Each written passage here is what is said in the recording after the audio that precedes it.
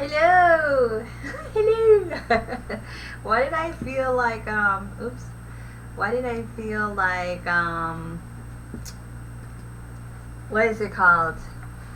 I think it's like, Mrs. Doubtfire. I felt like Mrs. Doubtfire for a second.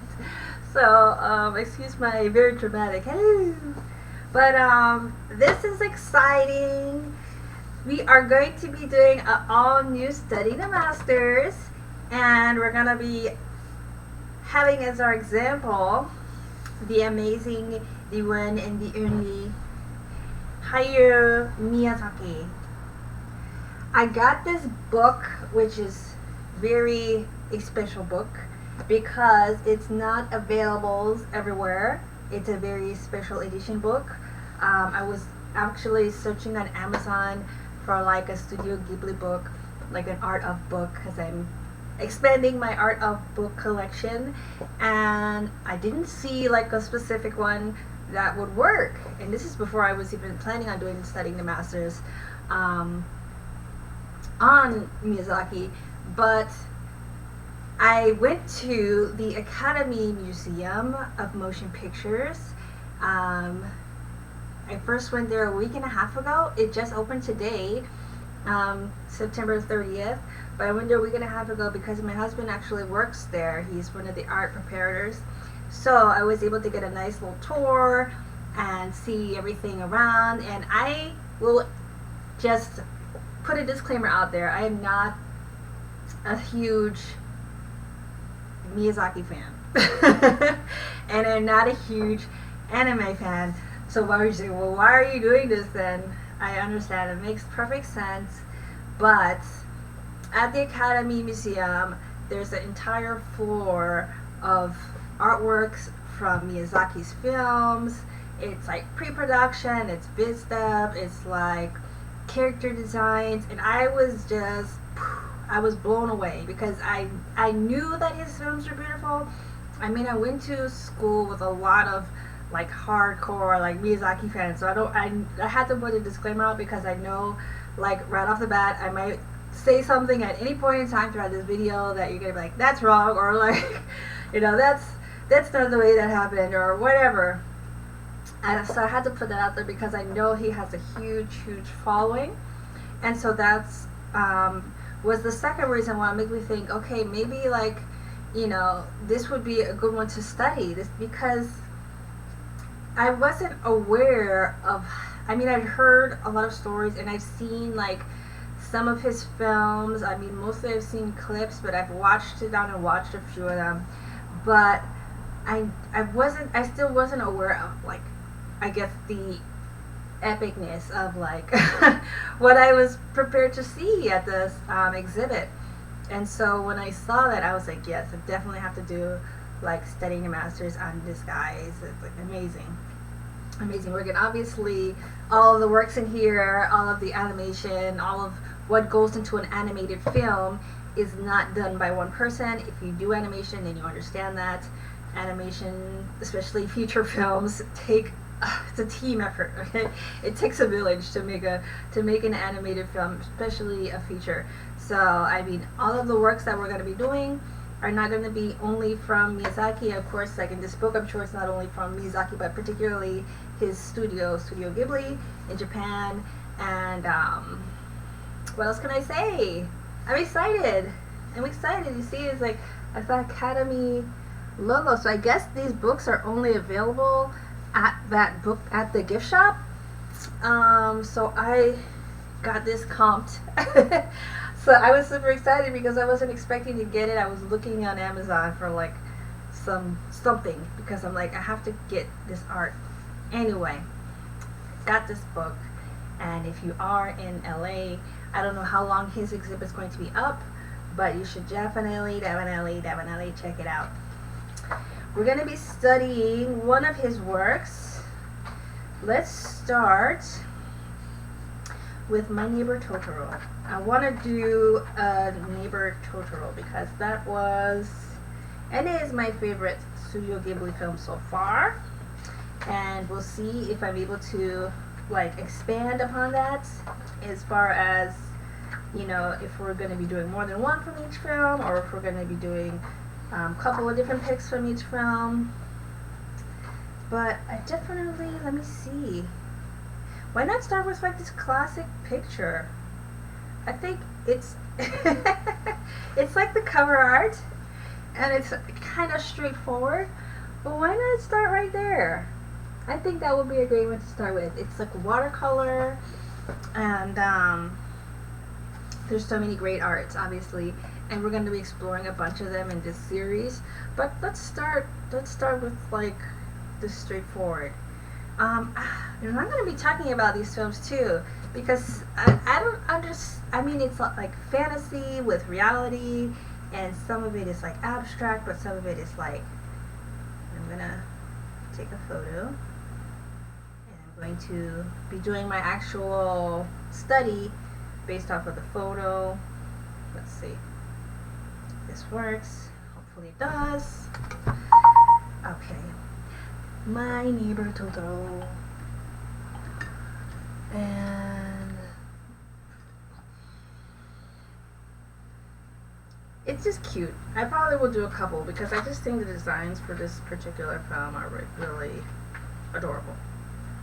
But anyway, there's like, I mean, I know a little. I will share like my perspective of some of the things that I learned while I was in art school about anime. I'm, like I said, I'm not an anime head. I'm totally 100% a Disney head. I don't really think you can be both. Maybe some people will claim to be both, but I don't know if you can really like be like both. It's either people are like super Disney or like super anime in my experience. But there's a lot of people who know a lot about both. But I mean like super fan. That's what I'm talking about. Like, can you be a super fan of both? I think I'm particularly not a huge fan of anime, and I'm going to keep talking about why I'm not a fan of anime this whole time, which is probably going to completely turn you all off to me because I'm talking about this like godlike figure to anime. But I'm going to have to just give you like my take because I don't know how else to do it. My traumatization with anime happened when I was very young. I don't know how old I was. I had to. It was definitely after Disney's Little Mermaid came out. So it was definitely. I'm trying to find the era, and it was after. Why is my line not going down straight? I'm going to delete that. Hold on a second. So it was after. It was definitely after The Little Mermaid because that has a big connection to the story. So Little Mermaid came out in '89. I was 5. I was 5 because I was born in '84. And of course I loved that movie. It was the first movie I saw in the theaters. I was a big fan right off the bat and still like a huge fan. Okay, that's the backstory. Next backstory. I saw there was another version of The Little Mermaid that I hadn't seen before. And I thought, oh, there's another Little Mermaid animation movie. And it was an anime. And I didn't know like what the terms were. Like what is, you know, this or that. And maybe like, you know, throughout this series, you guys can school me because I definitely need schooling on what anime is and, you know, how it has such a huge following. I mean, when I was in high school, there was kids that only drew anime. When I went to college, there was kids that only drew anime, only watched anime. So that's why I know, like, to be a super fan is to really be a super fan. But anyway, back to my story. When I found, it wasn't terribly long after I had seen the Disney version of The Little Mermaid. I know it wasn't that long, but maybe I'll give it like a year or two. So let's just say I was 6 or 7. I was like 6 or 7 years old when I found that there was this other Little Mermaid. And I was like, yes, I'm going to watch it. It's going to be amazing, just like the Disney one that I watched, and I'm going to enjoy it. And it turned out to be that this one was, I mean, disclaimer aside, it is closer to the original text of The Little Mermaid because, The Little Mermaid, the actual novel, which was written, I don't remember the name of the author, but it was written like in the late 1800s. It's an old story. It's not a new story. Walt Disney always used like fairy tales and folk tales, and his studio continued on in that a lot, of course, after his passing in the 60s. But obviously I know too much about Walt Disney, but anyway. Anyway, what can I say? When I saw why does it feel like he's like way off balanced? He is, because he is off balance. I'm gonna delete this. I'm gonna delete his body, kind of. Let's see. But I want to keep that little part of his feet. So anyway, when I watched this anime of Little Mermaid, the mermaid dies. And you might think, oh, well, yeah, the mermaid dies in the original. Because it's very much kind of like a Romeo and Juliet story. The original story of The Little Mermaid is very Romeo and Juliet-ish. Because the mermaid actually gives herself as like a sacrifice for the prince. Because I don't know, I haven't watched that anime since, and I haven't read the actual story. I only know like the plot. Anyway, the mermaid dies, her body becomes sea foam, and she sacrifices herself for the prince. Okay. Keep in mind that I'm like 7 years old, and I just, was a huge fan of the Disney version. So obviously I was traumatized. I was completely traumatized. It ruined my life. I was, mortified by the fact that this other Ariel, I think she was blonde in the anime, but this other Ariel, died. And she died for this boy. And it was so sad to me. And I was super sad. I was super sad. And I didn't watch anime again for a long time. I didn't watch anime again until it became like, I guess, like super happy in like the early 2000s. So the next anime that I watched skipped all the way from age 7 all the way to when I was about 16, I think, when Pokemon came out. And I know Pokemon is super commercial. I don't know how like hardcore anime fans feel about Pokemon. I think a lot of them are still fans, even though Pokemon is super like commercial. I don't know if there's like if there is like any sort of a beef between like the more cool anime that doesn't translate to English and all that. I know there's like an element of fandom where people like only want like the Japanese text and like audio, and I know they're out there because I went to school with a lot of them. But I watched Pokemon because I was just like, oh, this is fun. This is a fun show. And it was super cheerful. So that's what got me like, okay, a little bit on board. Not like maybe super on board, but a little bit on board. Don't mind my rough sketch, okay? Doesn't quite look like Totoro yet, but it will when I'm ready. So I'll have to do a couple of little edits. But anyway,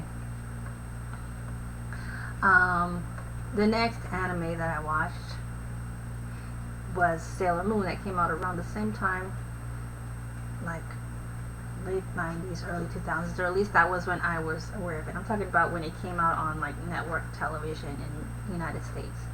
I don't know when it came out in Japan. They might have come out like way earlier, which I wouldn't be surprised. But that's when I had access to it. So, and after that, after Sailor Moon and Pokemon, I don't think I was much into any anime for like years. For years, I didn't watch anything anime. It wasn't until, I would see like there was a lot of fans for it and stuff, but it didn't really catch my attention. And meanwhile, while I was in high school, also Disney was kind of going off the rails because they were making some, I don't know, some of the films they were making in that era. It was like the end of the revival era, or like, was it, what is it called, the Disney Renaissance era, where like they made so many amazing movies in a row from like the late 80s to like the mid 90s. There was like hit after hit after hit. There was like all these great Disney films, and then there was like a sequence of time after that where it was like they kind of started to flop. I think probably starting with Pocahontas, they started like to flop.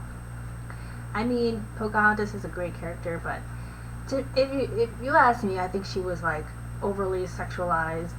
That's if you look into the story, none of that happened like that in history, and I don't know. Maybe it was just too romanticized, like, and I don't know. Anyway, I mean, of course, we all love the character Pocahontas, but as a movie, it's not the greatest. Let's just be honest, it's not the greatest movie. What else can I say to upset you all? Let's see. I'll try to think of more things. But, oh yeah, back to my story. I guess I'm not done yet, but I think his ears are shorter than this. He looks like he's almost like I don't want to say I don't want to make people angry with me. Because I know, if you think like the Beehive is like fierce, then you have not met the super fans. I think I really, really got exposed to like the super fans when I went to animation school and just saw how many people were like all about it, like super all about it. And I'm like, what? And they're like, are you kidding me?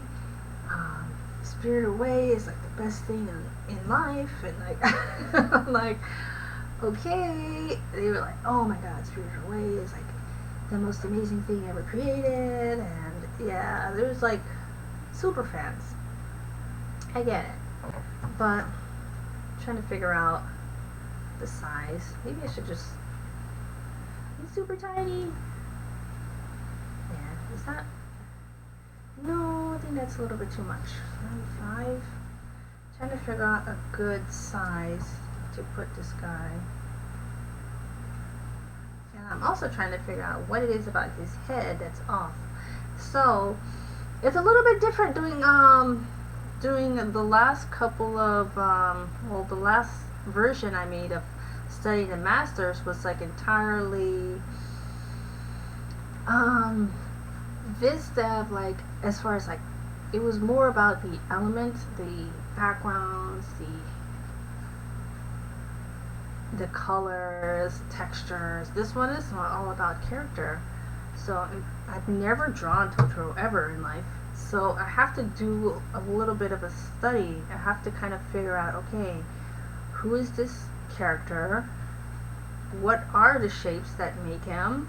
I have to think a little bit deeper about that. His eyes maybe are further apart than I originally drew them. Let's think. And I'm just trying to like eyeball, and I'm just like eyeballing what I have and what I don't have working.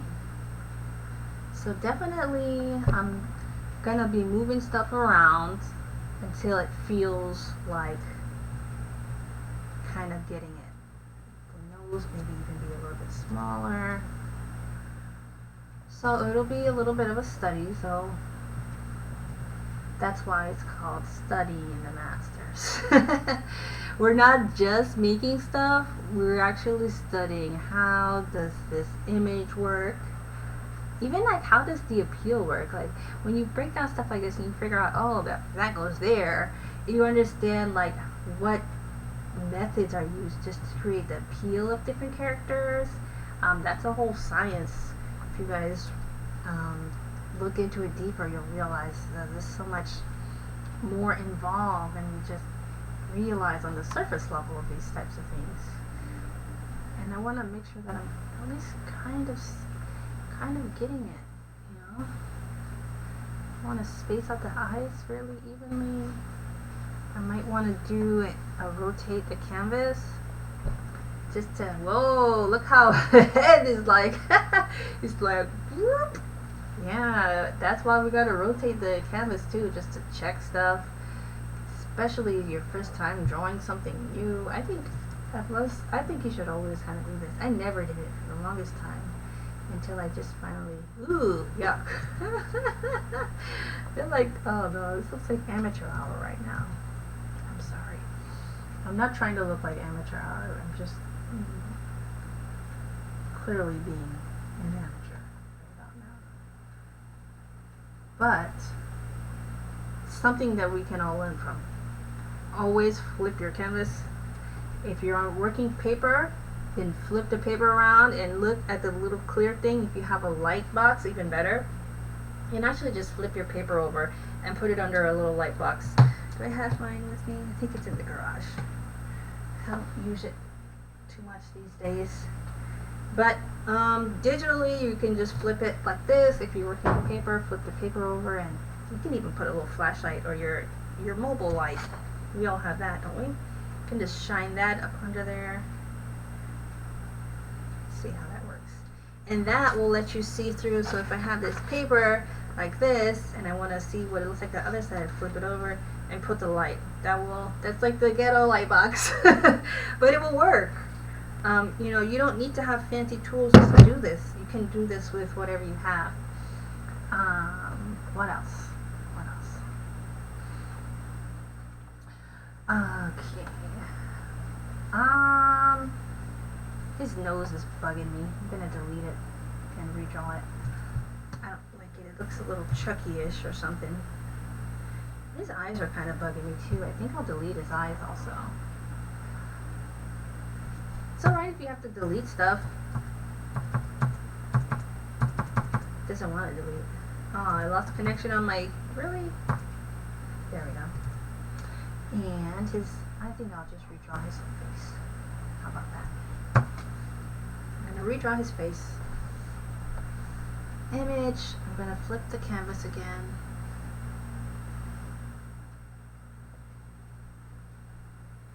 Okay. I'm wondering how much... Alright. I really need to do like my little lines. That's, I think, the first step. Making sure that I have my lines there so I know like where my character's features are going to be put. Alright, so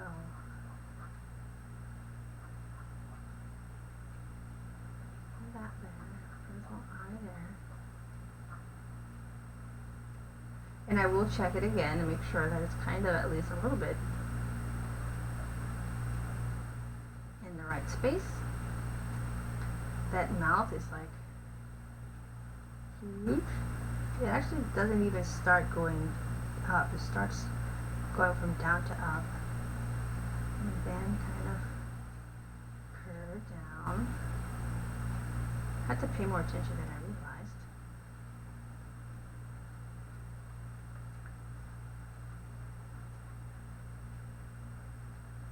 But this side curves up a little bit.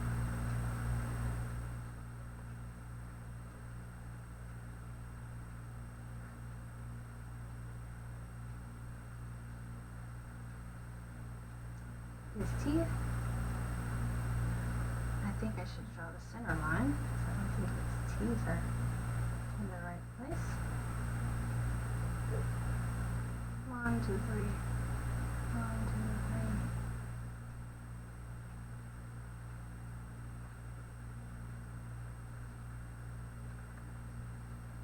2, 3. His eyes are fun. Okay. His body, I don't like this side of his body. So I'm going to delete it. His head is tilted. Maybe that could be why, but it's one thing to be tilted and it's another thing to be lopsided. We want tilted, but we don't want lopsided. So let's see. It's tilted, but not lopsided.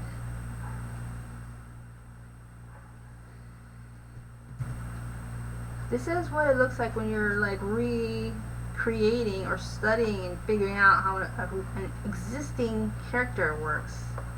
I'll see people like, oh, like, I don't want to like talk dirt. But I don't know, I think one of my pet peeves is when I see a drawing and then somebody, it's like obviously traced, but like someone is passing it off as like their original drawing, and like you can always tell because it's just like these weird little thin lines, and it's like there's no inking anyway, it's just these lines and it's like clearly traced. But it's one thing to like trace for study, which is a good thing, but don't like, please don't trace and then say like, oh yeah, I just, you know, drew it. Like, no, you didn't. It's not so, like, it doesn't work like that. If you person that draws, then you know that it doesn't work like that. Oh well, that's just my little melancholy of the day. I think we all should have a melancholy of the day. But like I said before, he looks awkward right now, totally, and I get it if you like. He looks awkward. Yeah, he does. But I still feel confident because I know that I'm like in this kind of exploration phase. I think that's a good word for it. Exploration phase. That feels right. And they have these rulers in Photoshop too. You can always check, see if stuff is lining up properly like it should, or if it's one hand is lower or higher. If you don't, you can always use a regular ruler if you are working traditionally on these sketches. I think I'm going to leave it like that for now. There's a lot I'm going to do in the cleanup phase, but I think as far as this original like first pass, his ears are off. They're more up. Realize this, they're kind of pointed up. These funny ears. Look like horns right now, but once we get into like the little hair, you can see that they're not horns, they're ears. So, something is off too. His eyes, it's like the cute look.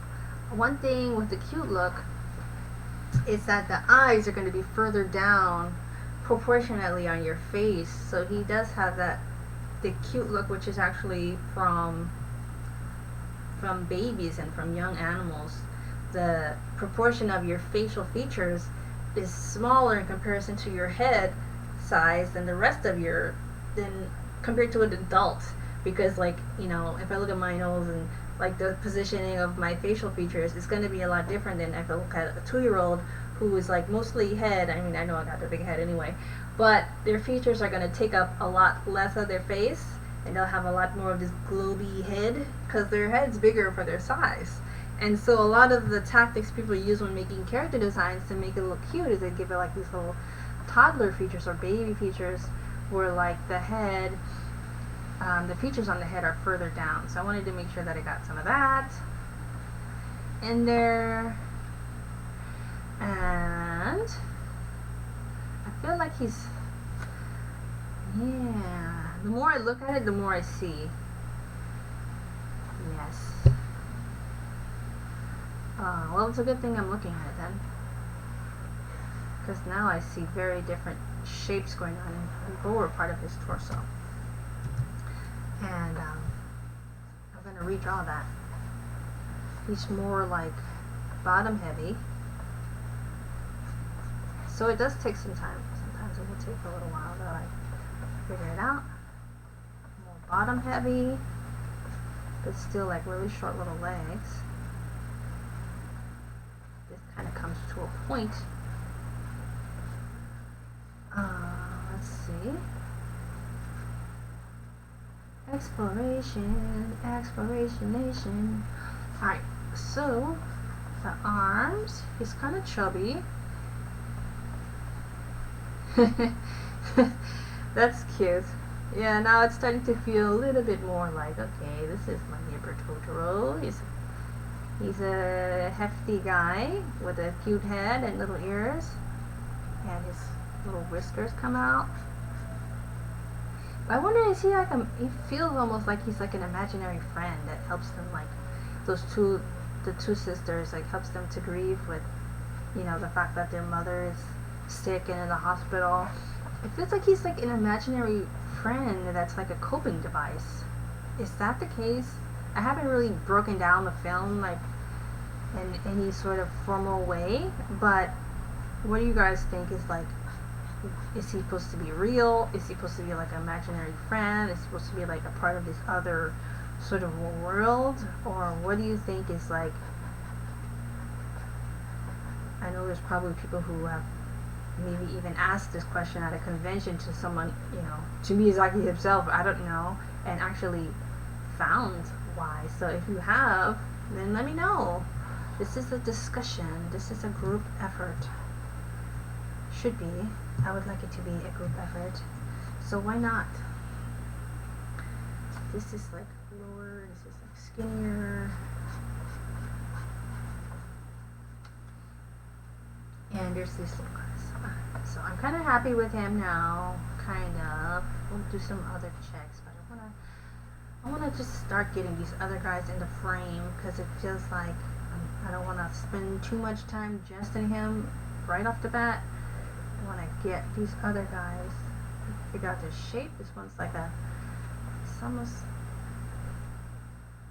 let's see, out and in, out and in.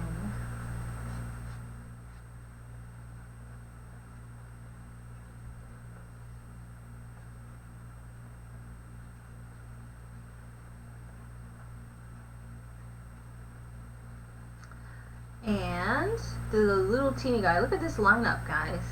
They talk about like having variation. Those of you who are interested in being like professional character designers, me too. Me too. I moved to California a few years ago, just wanting to find my way and to make my way into the animation industry.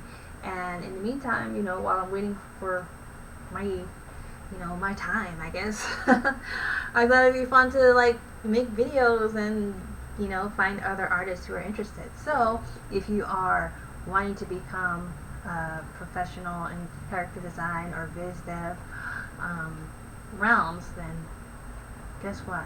Me too. So let's do it together. Why not do it together? I totally made his eyes look more American animation, so I have to be mindful of that. Like I said, I come from like the fandom of Americana, and I'm gonna have to just be open and learn during this process because, like I said, I'm going to be your student too because there's so much about anime that I don't know and I have not seen and I am unaware of. But after seeing the art, all the this amazing production art in person, I had to say I am a fan of Studio Ghibli and what they're doing. I think what they're doing is pretty amazing because I was not expecting to see the scope of arts that I was exposed to, and I would definitely like to learn more about it. So if you are willing to help me on my little journey, then I am open to it. For sure. Because it is going to be like a path for me. And let's see what else we can do. His eyes, they don't feel right. They feel too high up and they feel too ovally. Oops, I'll step forward. Redo. I want to keep the ear shape, but I want to get rid of those eyes. They feel too oval. They're more round, so I want to keep that.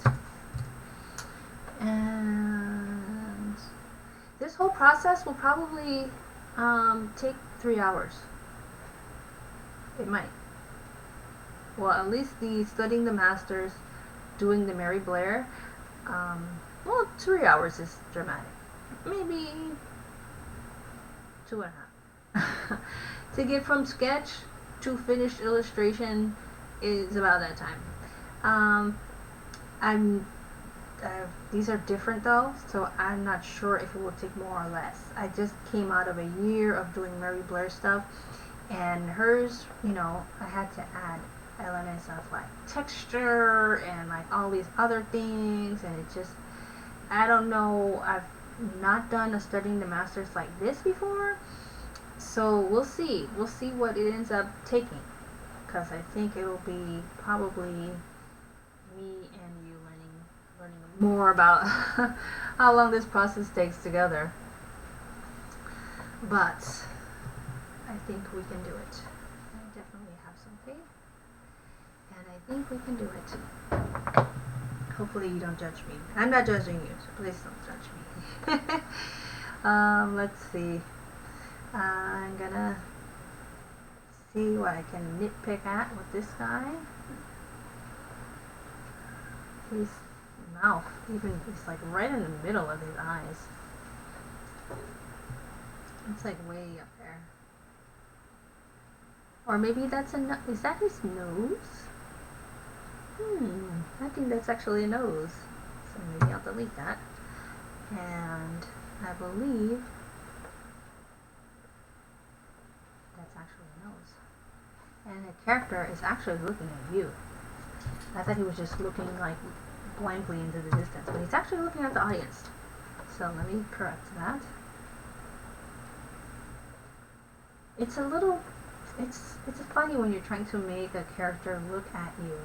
You kind of have to like see them looking at you. It's weird. One eye is going to be a little bit more close to the inside than the other, so if I look in the camera from here, you see like this eye is like straight ahead and this eye is a little bit closer. You can look at yourself in the mirror and see, but like there's like a way to figure out if a character is just looking like blankly, which you never really want your character to do anyway, or like your character is looking like at you, right at you. And I am the unofficial sponsor of Coca-Cola Zero.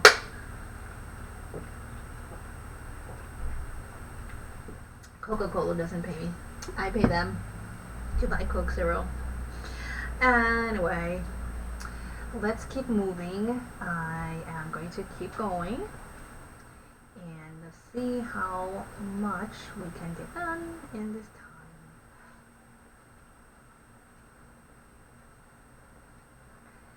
Little funny looking guy there. Little feet. Okay, so those are our characters, and I actually did the characters first rather than, I need to put them on the same like plane though. The back foot, that's one thing I learned, is that you're supposed, your little ground plane is supposed to support the character's back feet. That's one thing I learned from Stephen Silver. I always kind of like had the feet all over the place. Didn't know exactly how to put them, but that was a very helpful piece of advice that I learned from reading his book. And he was a little bit off balance as well, so fix that. Put him on the ground plane where he belongs. And safe. Okay. Like their character, their back foot, the back of their heel. I don't want to show you my foot. I feel like I should. The back of their heel, that's where the ground plane is actually going to go. So, whatever you're doing, like your character lineup, you can just keep that in mind so that you know where your characters are going to fall and how they all like make sense together. And make sure that his, actually the back part of his foot, that's there. There we go. Alright, so in the meantime, I'm going to, meantime of what, I have no idea, but I'm also going to very lightly sketch in the background behind them. I want to change the size of this lineup. First, let me check. Let me flip the canvas one more time and double check on the how their proportions look. He is supposed to be kind of curved up, so I'm okay with that this time, as long as his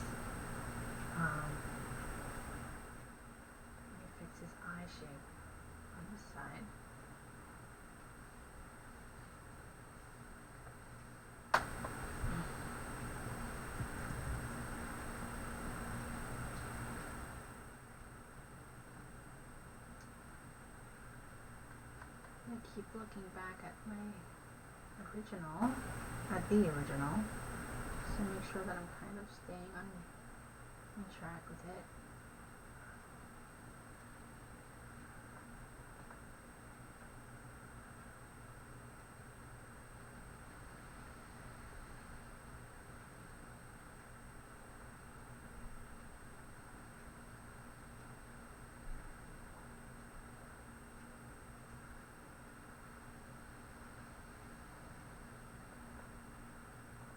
It's weird when you focus in and you just gotta like be really steady for a moment. I think we could definitely at least get to flats. We might even, I don't know, it's moving kind of quick, so we'll see. We'll see how far we can actually get today. I don't want to like discount the possibilities. Even if we're able to do the whole thing in an hour and a half, I don't know. That's possible, but it could be.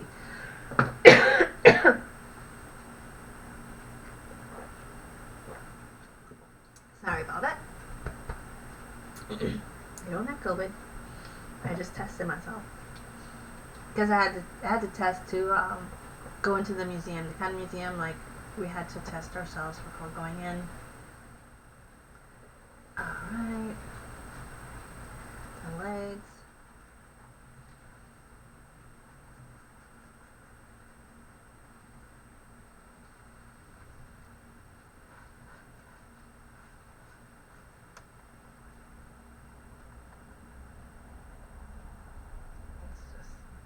I feel like it would be a little bit more helpful to kind of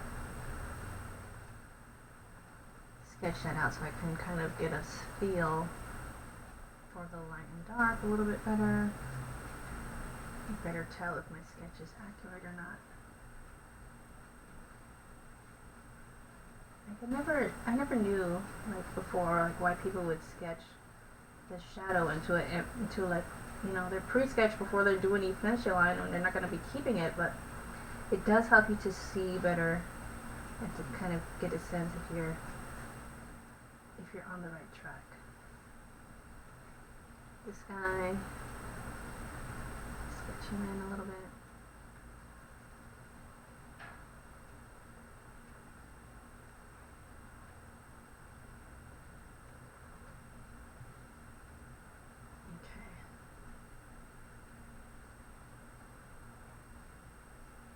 Alright, image, rotate, let's flip the canvas back.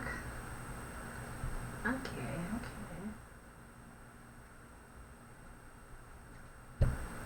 There's something missing. It's like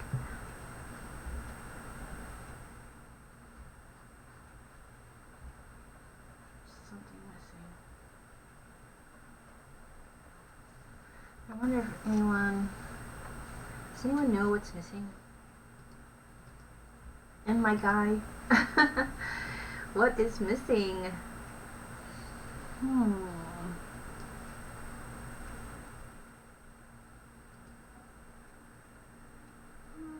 not bad actually. I should also be mindful of. Also, never just blindly like do fan art or study art. Kind of one of the things I wrote down early on in my art career was don't just draw what you see, but also draw what you know. I think that's how it goes. It's remember when you're drawing what you see, don't forget what you know, and that was what it was. So I mean, even if you can improve, like try to add some element of something that gives to the character, even if it's just like a little bit.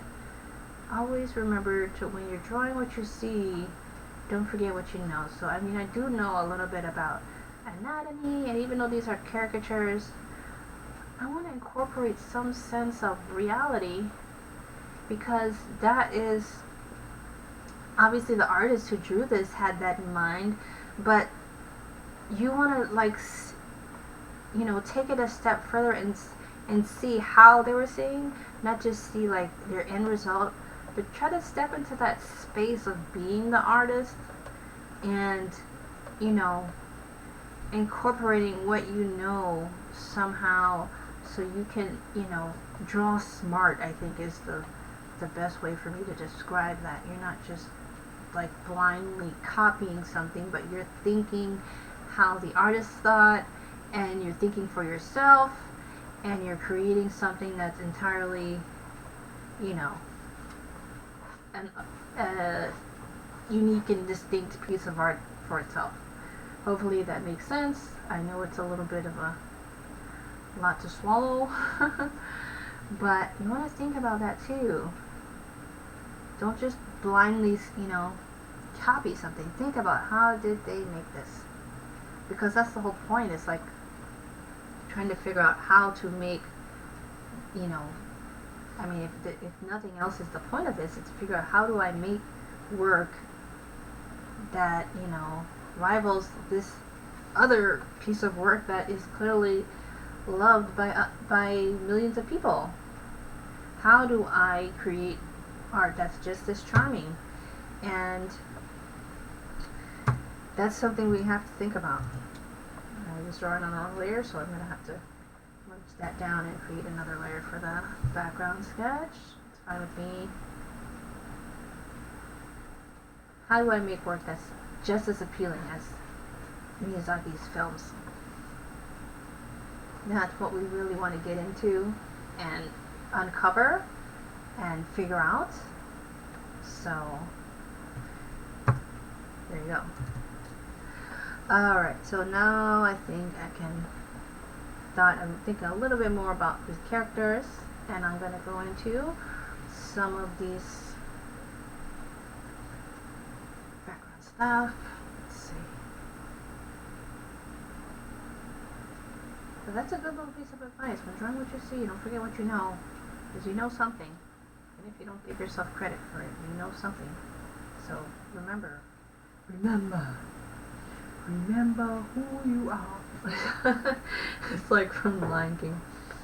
Alright, so I think that's okay. But already I feel happier with it just by adding this, like thinking a little bit deeper about it. Just and then I could go, oh, okay. Like, what the heck would Totoro's skull look like? It's such a random question, but that's something to think about. Okay, maybe he would have like a big old eye sockets, right? These little eyes would just go like in the middle. That would be like the very like back. But if I was to think, like, if I was to make Totoro's skull, what would it look like? Maybe like this little nostril holes would be way up there, maybe a little bit higher up here, and then just like huge mouth. Like, it's probably would look something like this. If I'm thinking about it. But it's something to definitely, that's how we have to think as artists, like, how does this character work? How do they function? What's the function of this guy? What would his skull would it look like?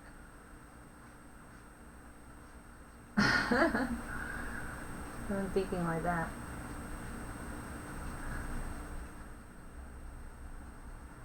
You can't unsee this, folks. Maybe like a short little thing, and then maybe like a big old rib cage or something. I don't know. Something like that. Alright. I'll delete that, so hopefully I didn't traumatize you. And let's move on. I need to change the size because they're too big for the frame. I'm gonna make them maybe like 90%.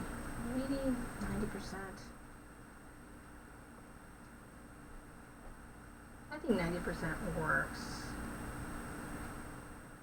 Oh, I didn't even realize this little guy has like a flag. Like a flag. I didn't even realize that. That he's holding. Cute, but charm. It's all about that charm. Little details like this. That's what like brings people in. That's really, I think, where you start engaging people and you just add little details that you might not even notice right away. Somebody goes, "Oh, look at that! He has a flag," and or an umbrella or whatever. Look at that! It's so cute. Like all those images you see of Totoro with a little tiny umbrella. You see that all the time, but it just adds an element of charm that I think really is what makes fans.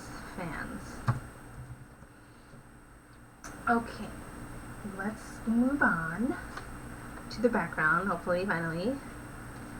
And I'm actually going to take this down a little bit. I don't need it to be so overwhelming. And thinking what I want for lunch. I kind of half dipped on breakfast, so now I'm like, it's lunchtime, isn't it? I feel like Totoro. He looks like he appreciates lunch. I think I'm going to use the darker pen, actually. You can hardly see what I'm doing. I'm trying to find that slope that's there in the... And it's okay to draw through your characters. It will help you to get a better sense of the platform. That's why I do it on a different layer. So if I want, I could just go back and delete out those parts where I don't need it. And I'll still have my ground plane.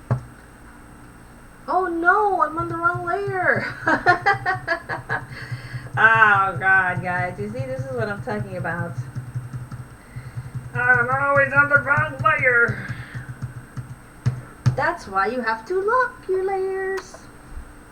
I made that other layer like 3 times already. Alright. Anyway. Good thing I checked. A little late, but better late than never.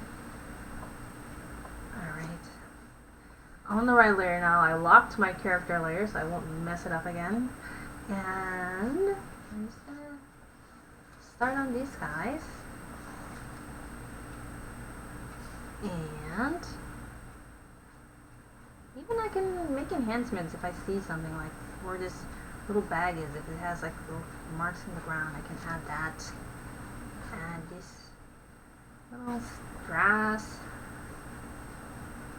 But let's see. What's your favorite Miyazaki film? Maybe like you can put a request in for next time. I don't know. Is there like a particular image that you love that you want to see like recreated, or you want to like learn how to make it like digitally? All this stuff. Most of these films are like made in the 80s and 90s. So this particular one I think came out in like the mid 80s. So is there one that you're like dying to see recreated, or let me know if you have a particular one that you really want to see get done, or you want to, I don't know, something. Let me know. We can make it happen, but you have to let me know first, and I can definitely consider it, especially if I see the same one more than once. Then I'll be like, okay, this one definitely, if I see the same one more than once, then for sure, like, we're probably going to get to it. And don't be discouraged if it's not right away. It might not be the next week, but it will definitely be in the series. And hey, it might be the next week. Who knows? It's going to be first come, first serve type of thing. But I'm just gonna... The leaves are loose. I could tell it's like a pencil sketch that they colored over in watercolor, which I love, and I definitely like want to recreate more. I think I honestly think like watercolor is my favorite medium to work with, and I really enjoy it. And I talked about it a little bit in my sketchbook. It's a free sketchbook I offer. I'll put the link actually in the bio. So if you guys want to check it out, it's called 1,000 Lions for Kenyan. It's a sketchbook of all lion cubs, so that's fun. They're cute lions. They're all cubs. Some of them are with their parents. Some of them have like a big lion next to them. But I talked about watercolors, and because I do a lot of especially wildlife drawing with watercolor. So if you guys want to check out that sketchbook, I'm going to put a link below. And what else? Oh, we're still drawing. Yeah. We're not done yet. If you thought we were done, you were wrong. Oh god, I'm such a fool. But I think I get excited about this kind of stuff though. Don't you get excited when you see when you see the drawing coming to life like slowly? And I'm even gonna add the fact that it's like a wash that he did, and it's not like all finished. It's definitely like production art. It's just like how the production stuff is done. It's like a sketch, and then like a wash. You can see all the brush strokes and everything, which is really cool. So this is gonna be fun. Only difference is we're actually doing this digital. Alright, so we're actually gonna get to color. I always start with from back to front, so we're gonna definitely start with the background before we do anything. Before we touch the characters, we're gonna do this background stuff. So stay with me. I'm not sure which brush I want to use, so I'm going to be doing a little bit exploring. I just got a bunch of new brushes from Adobe. They're free if you're like subscribed to the Creative Cloud. So I should put a link for that too. Let me write these things down. So put a link for the Lion Sketchbook. And I put a link for the Adobe brushes that are free. Links. Okay, helpful links. I like this color. Let's see if this works. Definitely need that brush way better. That's not. Could be a color I use, but maybe just a little bit more transparent. I think I'm going to make my canvas a little bit wider. So image, canvas size. I think I'm going to make it just a little pinch bigger. So it's like 8, let's make it 9 by, let's make it 8 by 10. Why not? Fit the screen. Sure that my whole background is the right color. Oops. My dog is dreaming, apparently. Alright, so let's go ahead and back to our brush. And let's see. I'm gonna make it a brush bigger, I think. This is like a whole wash. Use.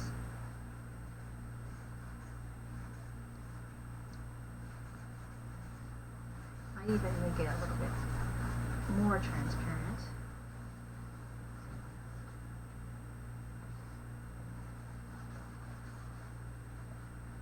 Okay. Let's see. I'm going to use the eraser. I'm going to use the eraser for like the same size. I'm going to use the same brush to go back with the, oops, what happened? Maybe this brush doesn't work for eraser. Let's see.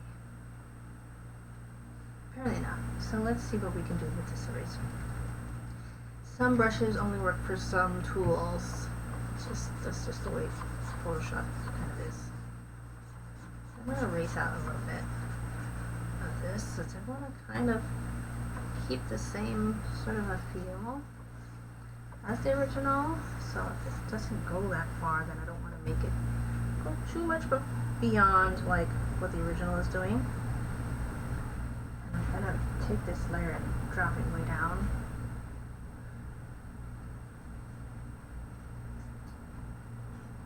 Okay. And I'm going to try and pull some other brushes.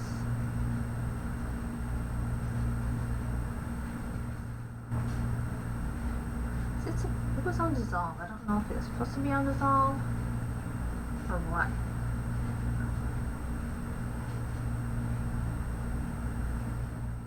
I think it's this one.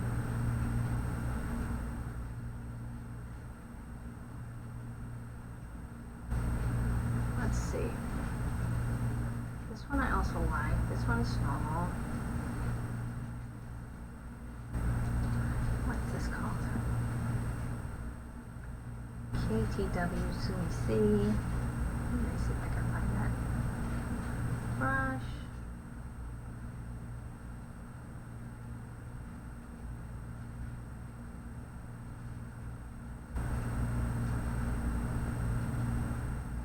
I don't even see that one.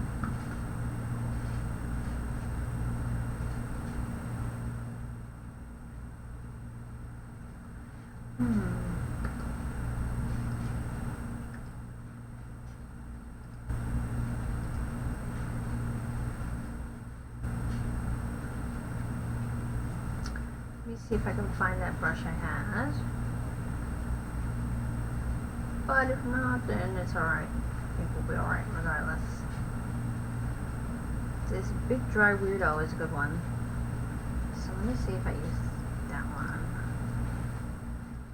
Alright, so there's definitely some yellowy green over top.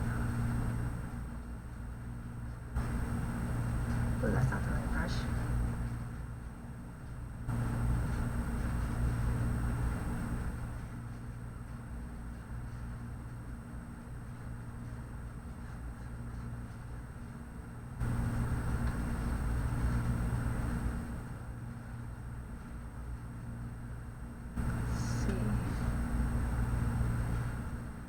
Trying to pull different colors, see what works, see what doesn't work.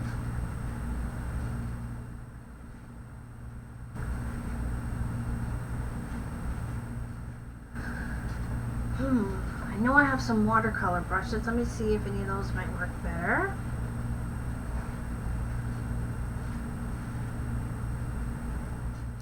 Real watercolor, that sounds cool. See what this real watercolor does.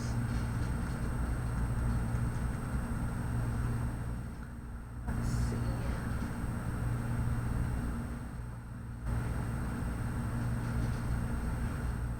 Add a new layer. And let's bump up the colors. This might be... Ooh, that's weird. I'm not sure how this... Oh, this brush is like... Is it lagging or what? Feels like it's lagging.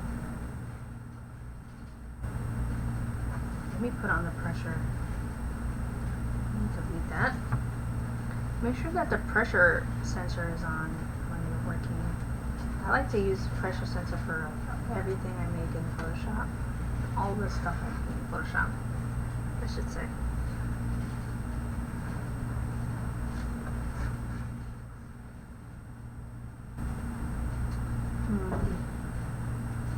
I don't like this brush. I'm trying to figure out what's wrong, and I'm like, I just don't like this brush. Let me try another one. Let's see if it works. They feel like they're lagging or something. Let's make it bigger. That's not terrible, but I don't think it's the effect that I'm looking for. So I'm going to delete that.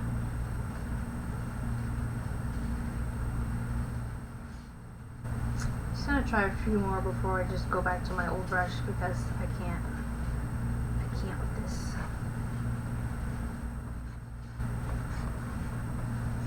This feels like an airbrush, but it kind of works.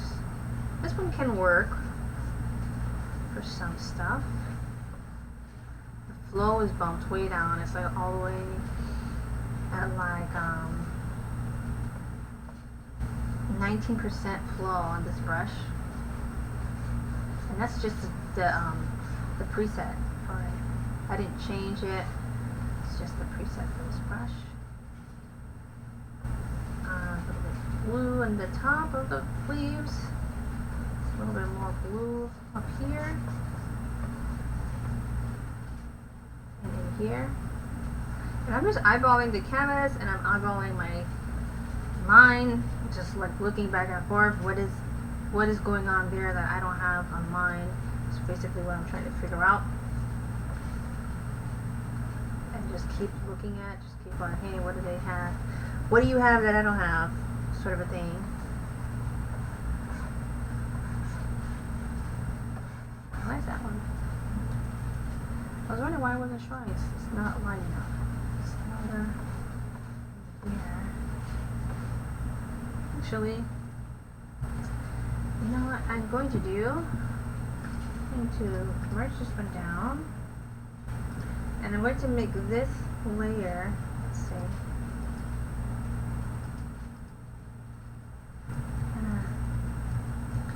See if I can undo some of those brush strokes there. And merge that one down. I'm going to make this one a clipping mask just so that the paint that I'm making goes right over it. So that should make it a little bit less messy, I should say. A little bit more green. Let's see.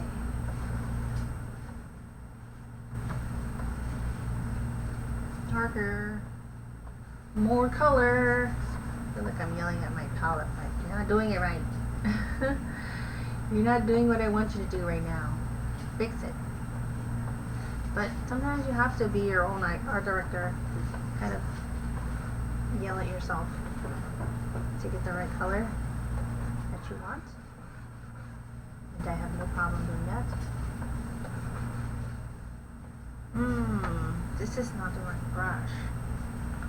It's not giving me enough vibrancy that I need. Let me see if I can find another one.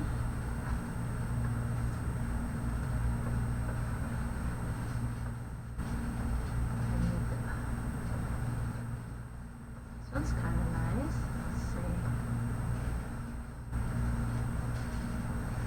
Still experiencing some lag on the brush with this one as well. Let's see what happens.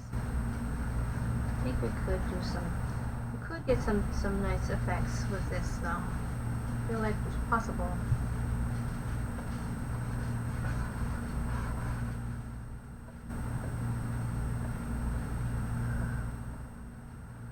And there goes the layer off and on.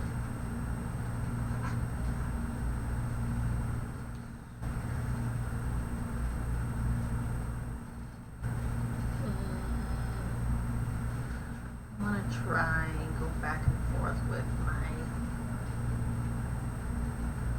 other brush.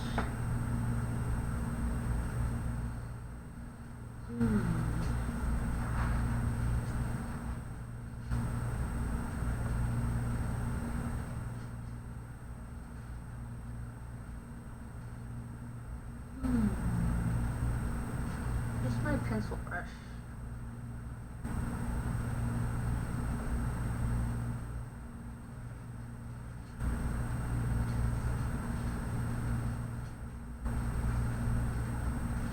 Soft pastel. Let's see how that looks.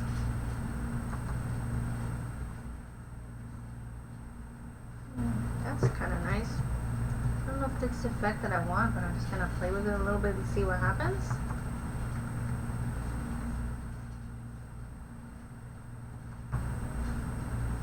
I don't know if this necessarily feels watercolory, but it's nice to know. It's a nice brush. I think I'll undo that though.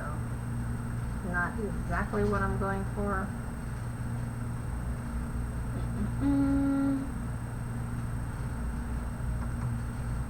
Oh, dang.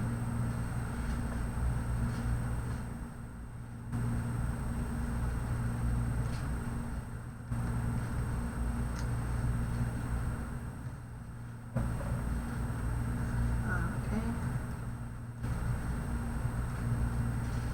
Yeah, it just doesn't have the right.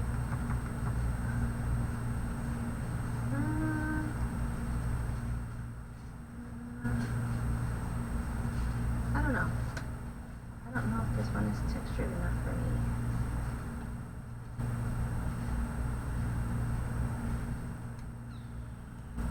I need a little bit more texture in that. I'm just gonna go back to the brush I had before because trying out all these brushes, and I still prefer the one I had before, if I remember what it was. pencil. It was some kind of a pencil.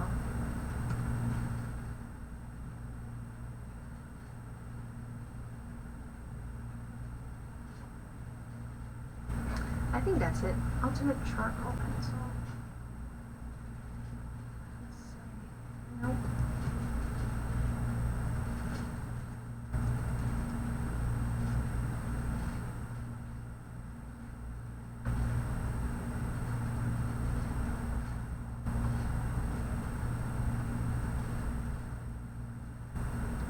Just bear with me for just a minute. I'm trying to find the right brush.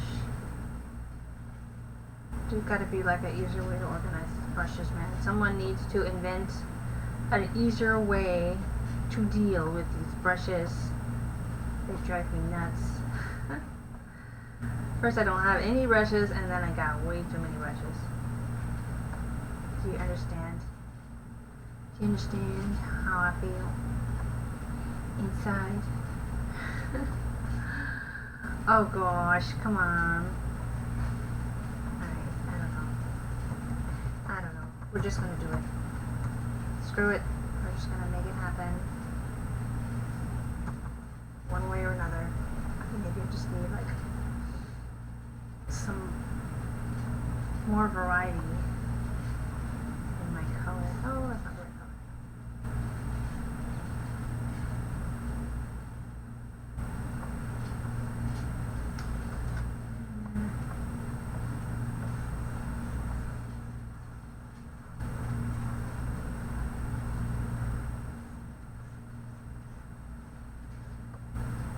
Blue green.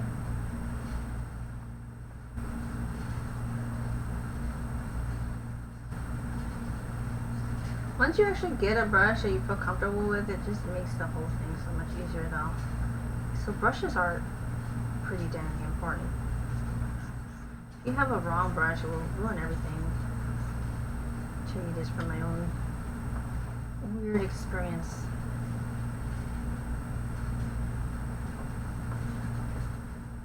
Darker.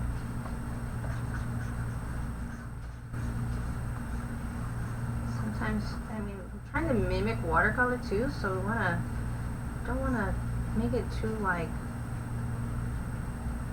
I don't know, I don't wanna make it feel un-watercolory, if that makes sense. We don't want it to feel like acrylic or something. We want it to feel like it's watercolor. First of all.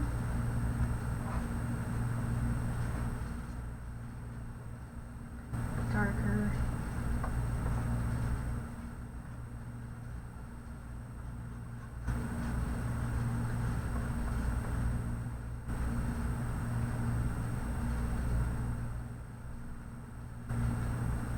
Different stuff sticking out here. They definitely care about like letting the background be the background, so it's not like, you know, conflicting or competing with the main art, which is these characters who are the focal point of this. So, I mean, you look at this picture and it's really all about the characters. These are actually more green. Let's see, on this side it's more green, and the right side is more bluish. So I want to keep that in mind.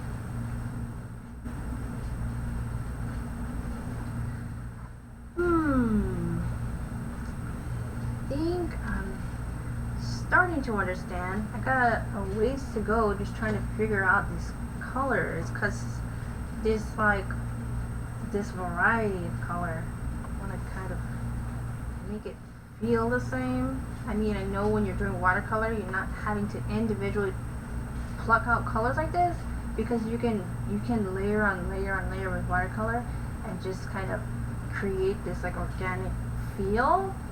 that makes it look like it took longer than it did, which is one of the things I love about watercolor, because it has its own sort of it almost has like its own mind. I know that sound might be weird, but it does. It has like you're working together, you're working and then the watercolor's working, and if you know how watercolor works, then you can really let it work for you. But it does take some time. It took me some time anyway. Maybe you're lucky you get it quick, but it took me some time to kind of understand. It's like working with a wild animal. It's like it can befriend you, or a cat, which is basically like a wild animal. Like either it's gonna be amazing or it's gonna suck. And usually it's gonna suck for a little while before it becomes amazing. Let's see. Adding more stuff. Why is it? I don't know. There's so many little pieces, I think, of color that it can grab onto that sometimes it will just take the wrong one in what you're looking for. And it will make a lot more sense too when I actually add the pencil line, which I'll use some sort of a charcoal brush for.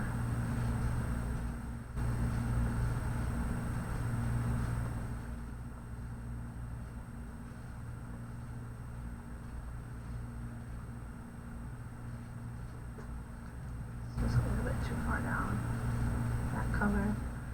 I want to plug in these things so I don't have to think about it later. I might just kind of leave it there, but I'll come back to it for sure. I feel like I want to add another layer. That might be a little bit more. Oops, wrong layer again. Transparent. So I'll bump that. Oh, what did happen? I put the layers in the wrong order. So let's see, this one I'm gonna bump down the transparency to let's see, 40. Yeah, you can add a whole other feel, kind of to it. This side.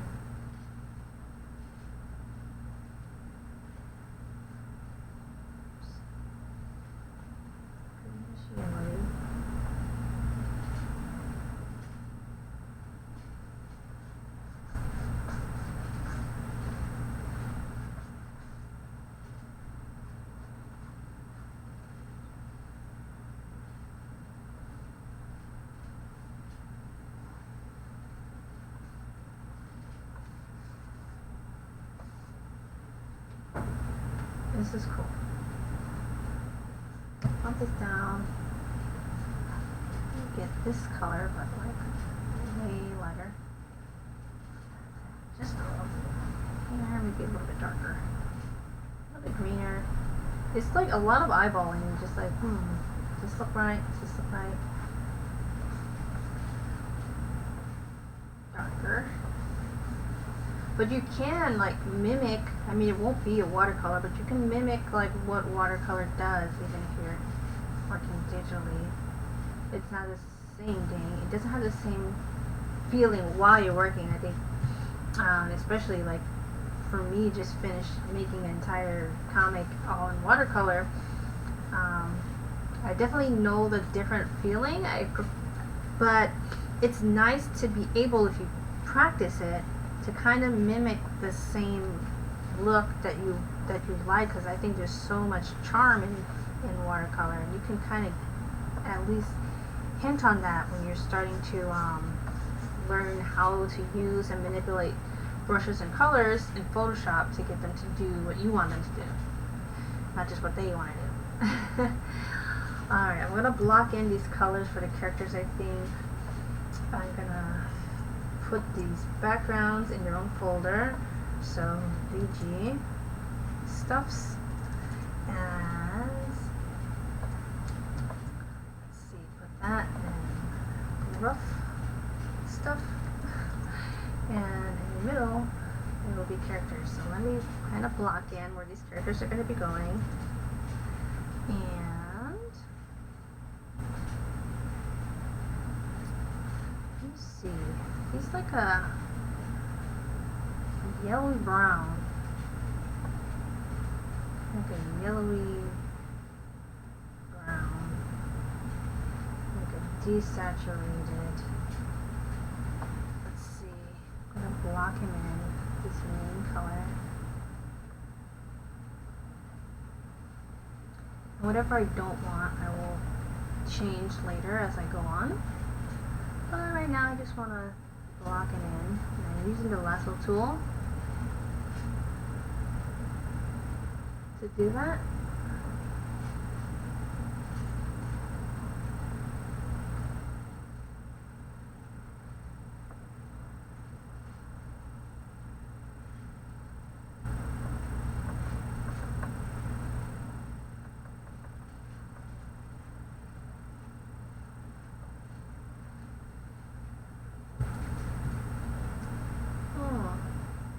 Can't even see him, huh? Maybe I should make this rough sketch.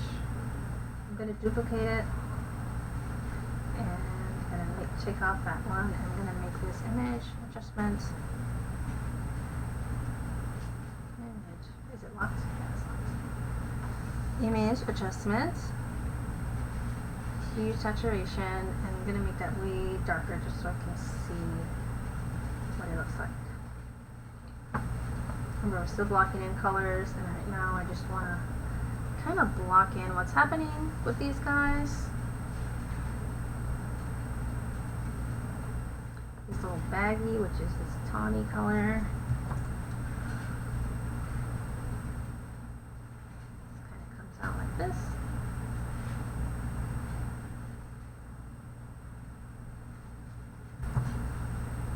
I want to block out his eyes just so we can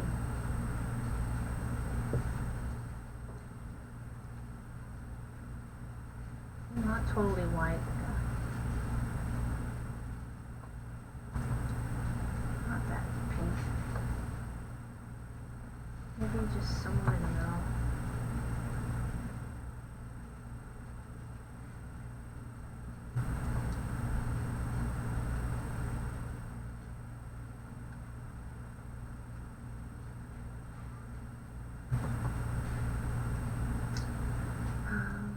Not so much up top.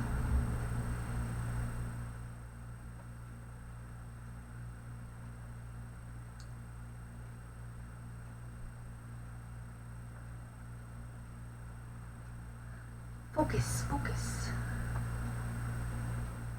And this guy, who is like a navy blue color.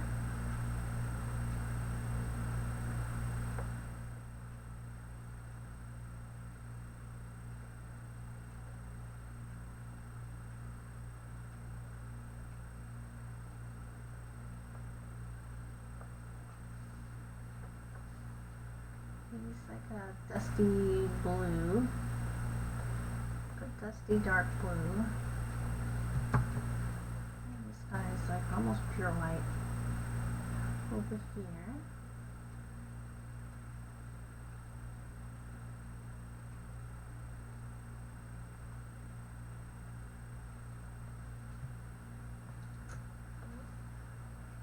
And like a very pale yellow.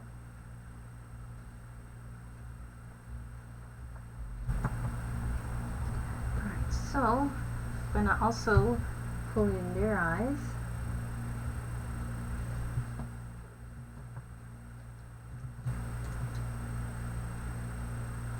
So I use the same acrylic. This is basically the same on their eye color.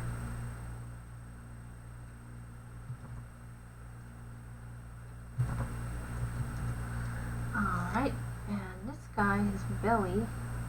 Humongous belly. Pop in a color for that.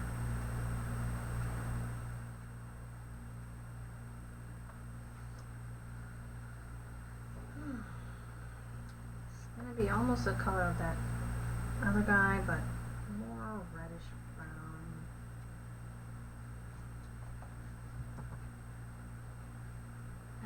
And let's see.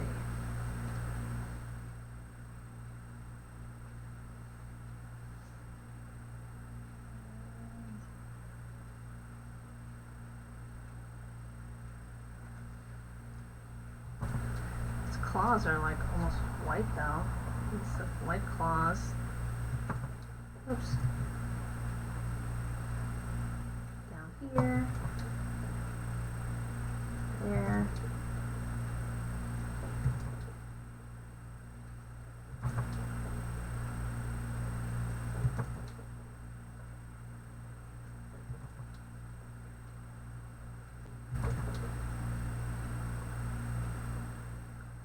Thank you.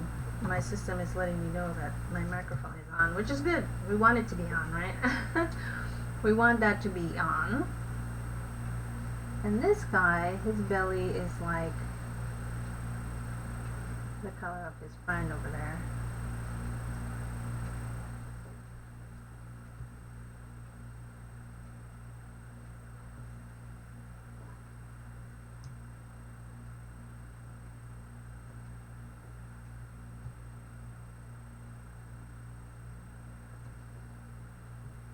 Oops, I just deleted his whole belly. Okay, use that color.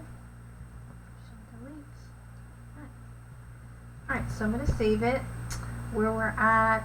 It's almost time to close up, but let me just quickly go ahead and pop in some of that.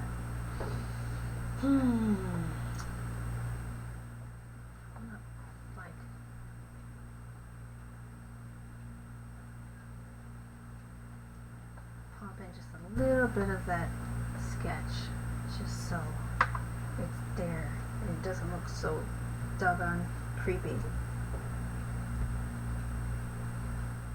And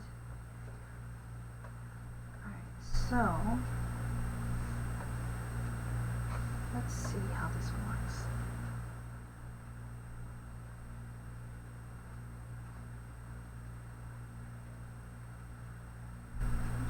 This is the pencil I want to use, but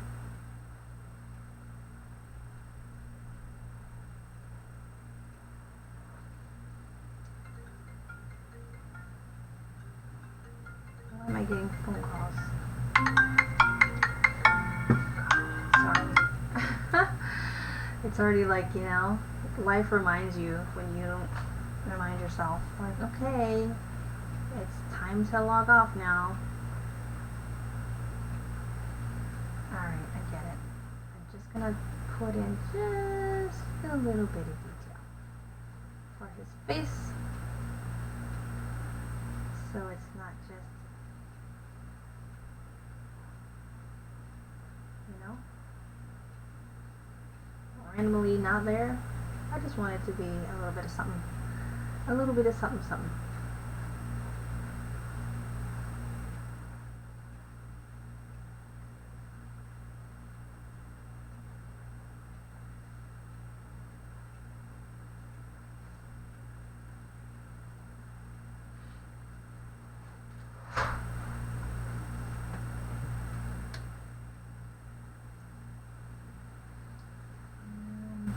I think the facial features are like the most important part, so if you're going to take your time like getting anything right, then I think it kind of should be the face.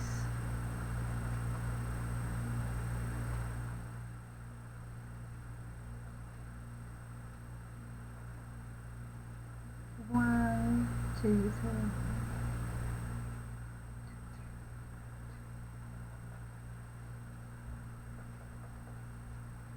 One, two.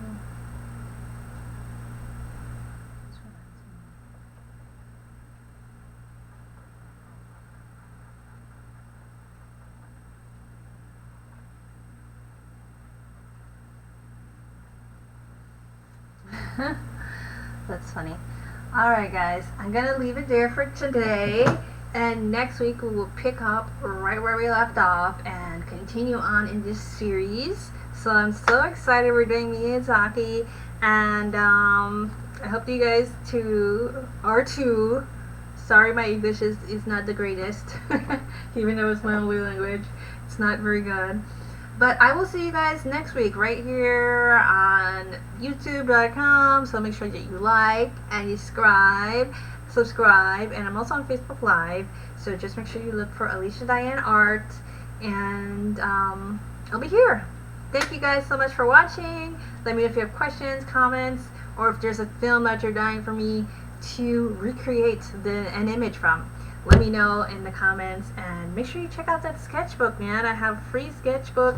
Just click the link, and I'll see you guys in the next video. Be grateful, live balanced, and be yourself always. Bye-bye.